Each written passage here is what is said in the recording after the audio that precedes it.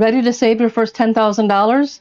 If that's a goal you've set, you've probably wondered how on earth you could come up with that much money. But here's the truth. Your income is not the problem. Your saving strategy is. Most people think saving 10 grand means cutting out everything fun or waiting until they make more money. But that's not how real financial freedom is built. In today's video, I'm going to show you exactly how to save your first 10 grand faster without making your life miserable to accomplish that goal. Before we get started, I want to let you in on something special. I'm opening the very first free Magnetic Wealth Activation beta group on October 29th.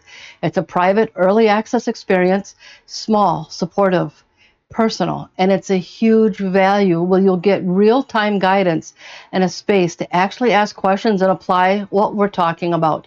You don't want to miss this, so claim your spot by clicking the link below. So let's talk about step one of saving your first $10,000, which is to define your goal and your why. What's the reason that you want to save your first $10,000? Does this represent a financial milestone to you?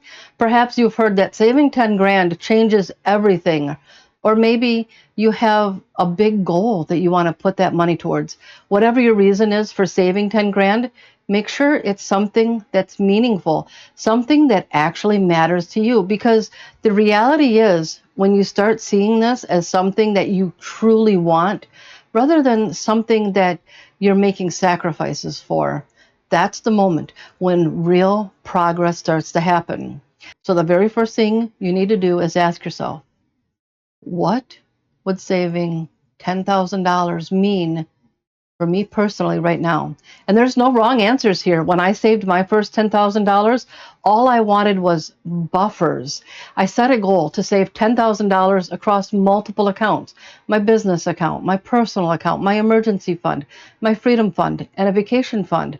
I set goals for each individual account, and those goals came up to a total of $10,000. That was my motivation. So what's yours? What I want you to understand is that saving money isn't just about building a balance, it's about building progress towards things you want in your life. So once you know exactly why you're saving this money, write it down somewhere that you can see it. Make it visible, because when you know why you're saving and what that 10K represents for your future, it's no longer just a goal. It's a promise you're making to yourself. Once you've defined your goal and your why, it's time to make it real by building a system that works automatically. Because here's the truth, you don't reach your goals through willpower, you reach them through structure. Now, let's take that big number and make it feel achievable. $10,000 might sound like a lot, but when you break it down, it's not as overwhelming as it looks.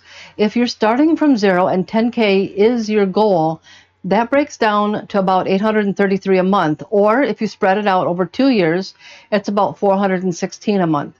When you see it that way, the path becomes measurable. You're not trying to find $10,000 tomorrow. You're just asking, how do I find $27 today? And that's really your first starting point, because the time frame you set is going to largely impact how you structure your system of saving $10,000.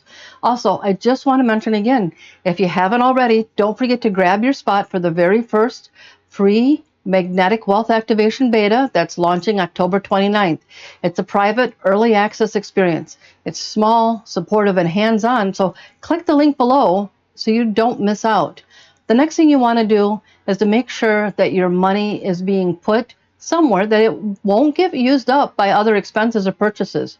My personal system, and the one I recommend the most, is to have at the minimum 3 core accounts: one for your checking, one for your savings, and one for lifestyle spending, things like gas, groceries, fun, and day-to-day expenses. Depending on your savings goals, you might want to have separate accounts for your 10K goal, or use an online bank like SoFi that allows you to set up vaults so that you can separate your money. Separating your money like this shows you exactly what money is safe to spend and what money is working towards your future goal. No more guessing, no more accidentally dipping into savings. Next, automate your transfers. This is extremely powerful. And I get that some people don't like to have things automated, but here's why I recommend it. When your money is automated, you don't have to take time to think about whether or not the right amount of money is in the right account or that all the bills are being paid on time. It frees your mind from the daily clutter and the stress of money and bills.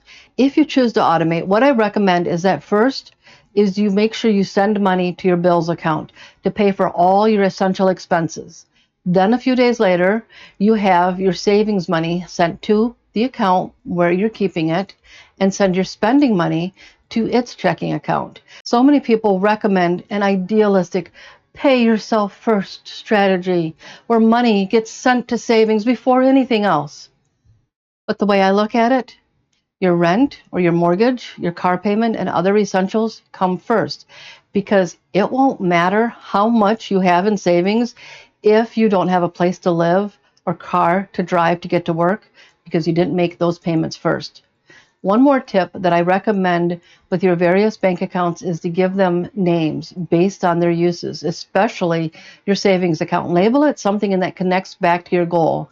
For example, you could name it your Paris vacation, your 10K freedom fund, or even just house down payment. Choose whatever works for you. Now, it's time to bring everything together by creating the room to save the money that you need. For some, you might have space in your budget already, and setting aside money for this new savings goal is no problem. But for others, you might have to do some creative accounting, and I'm not talking about the kind that's going to get you in trouble with the IRS. Here's the reality. For a lot of people, you can have the best system in the world, but if there's nothing left to flow into it, it's never going to grow. Most people try to save whatever's left at the end of the month, and that's exactly why it doesn't work. Bills, birthdays, Amazon purchases, they'll always find a way to use up whatever isn't allocated to somewhere else.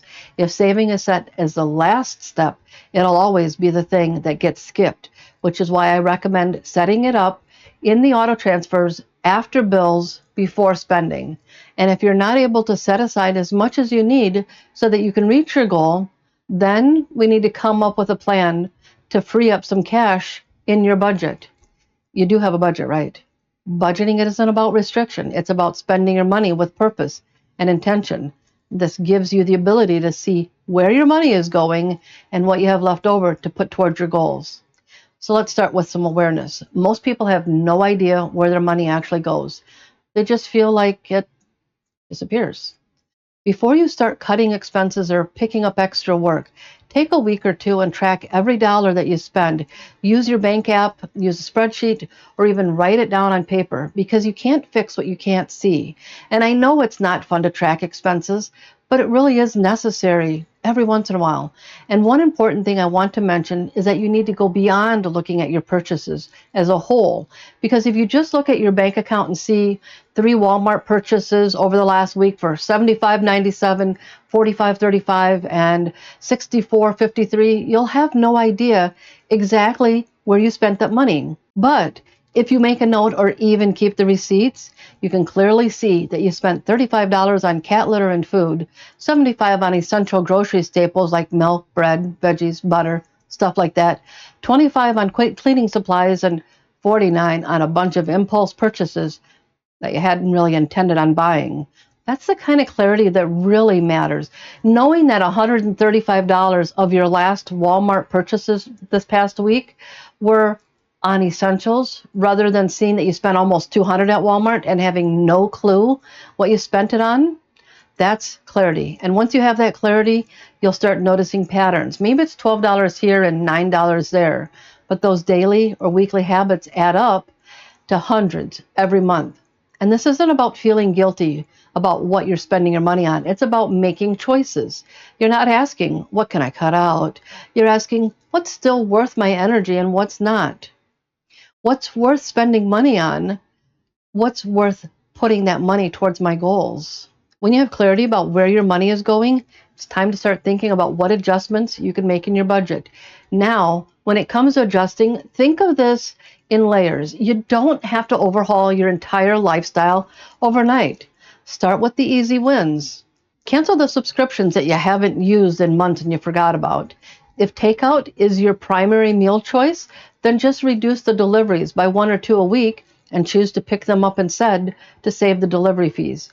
Check your phone or internet plan to see if your carrier has a special for cheaper rates or if they've updated their plans so you can switch to get a better rate. This could give you back an easy 25 to 50 bucks into your budget. Continue moving through your budget, working from the smallest up to the bigger ones, because housing and transportation are two things that you probably can't change. These are small money moves, but they can add up quickly. Every one of these small shifts frees up money that can now flow into your savings system. And remember, it's not about depriving yourself or changing your lifestyle. It's about redirecting your resources towards the life that you really want. Now, if you've already cut everything that you can, that's when it's time to focus on earning more. And this doesn't mean working yourself into burnout. It means getting creative. Could you offer something that you know how to do as an online service? Pick up a few overtime hours or maybe a weekend side gig that fits around your life. Even earning an extra $100 in a weekend goes a long way towards your monthly savings goal. And this doesn't have to be a long time permanent thing. It can just be until you reach your savings. 2 or 3 small opportunities like this in a month, and suddenly your 10K goal doesn't feel so far away. Remember, it's not just about cutting back, it's about building forward. Every time you redirect money intentionally, you're sending a message to your future self that I'm serious about my money freedom. I'm building this on purpose. And here's the thing, once you start seeing those balances climb, you're going to feel it. Momentum builds confidence, and confidence builds consistency. And that's how you win. That's how you accomplish your goals. Now you have the framework to start saving your first $10,000. But once your system's running, it's not just about saving anymore. It's about structuring your money so it actually builds wealth for you. So watch this video next. It'll show you exactly the next steps to take toward building that wealth.